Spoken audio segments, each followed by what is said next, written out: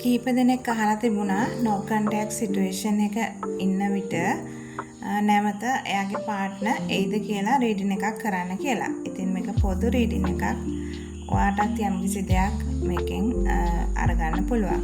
no contact situation එකේ ඉන්න කෙනෙක් එයාගේ පාර්ට්නර් නැවත එයිද කියලා තමයි අපි මේ බලන්න යන්නේ. ඉතින් මම කාඩ්ස් දෙකක් ගන්නවා. ඒ දෙකේ රීඩින් එක ඔයාට දෙන්නම්. ඔයාට කරන්න තියෙන්නේ තිරේ දිස්වන කාඩ් දෙකකින් එකක් ඔයාගේ සිත් ගත්තා නම් ඒක හිතේ තියාගෙන ඉන්න. ඊට පස්සේ මම දෙන රීඩින් එක අනුව ඔයාගේ උත්තරය තෝරගන්න.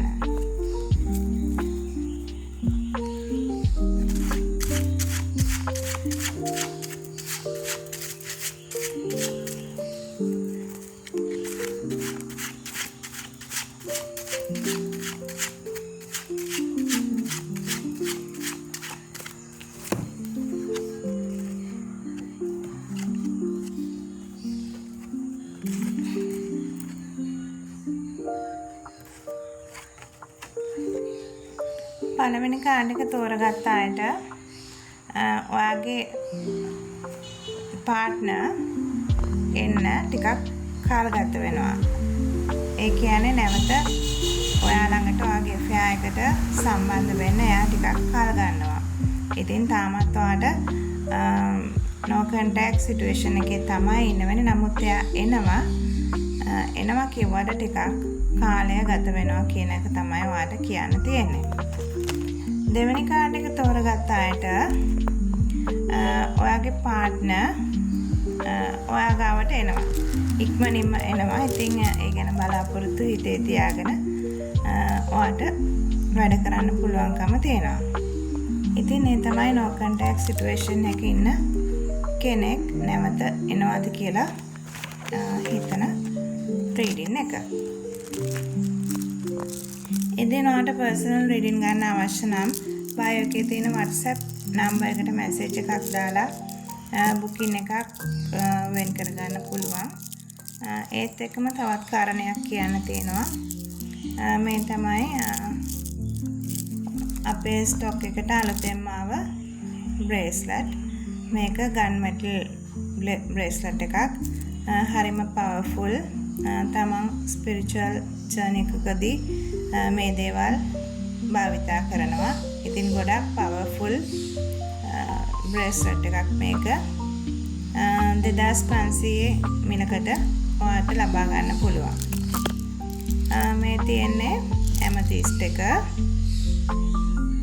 ඇමතිස්ට් ස්ටෝන් එක භාවිතා කරන්නේ අපි තමන්ගේ හදවතේ තියෙන පිරිසිදු බව, කාම්ෆුල් බව ආරක්ෂා කරගන්න ස්පිරිචුවල් ජර්නි එකදී මේවා ගොඩක් අපේ ජීවිතේට ආකර්ෂණය කරගන්න පුළුවන්කම තියෙනවා. ඉතින් ඔයාටත් මේ වගේ බ්‍රේස්ලට් එකක් 2500ක මිලකට ගෙදරටම ගෙන්වා ගන්න පුළුවන්කම තියෙනවා. මේ තියෙන්නේ ටයිගයි එක.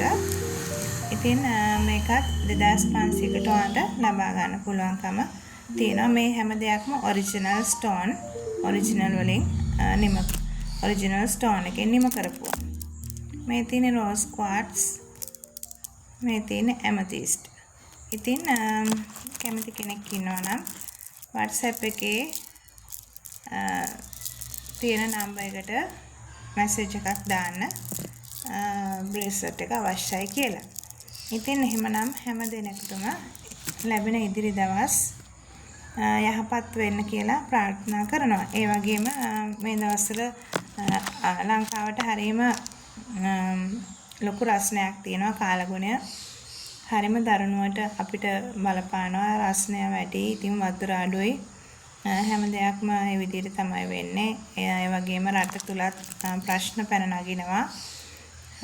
ඒවා නම් ඉතින් හැම රටකම තියෙන ප්‍රශ්න අපිටත් උරුමයි. ඉතින් නියඟේදී තමයි ටිකක් ජනතාවට පීඩාවෙන් විඳින්න වෙන්නේ. ඉතින් ඒක පොදු දෙයක්. ඉස්සරහට හරියාව. ඉතින් බලාගෙන ඉමු. ඉතින් හැම කෙනෙක්ටම සුබම සුබ දවස් ඉදිරියට උදා වේවා කියලා ප්‍රාර්ථනා කරනවා.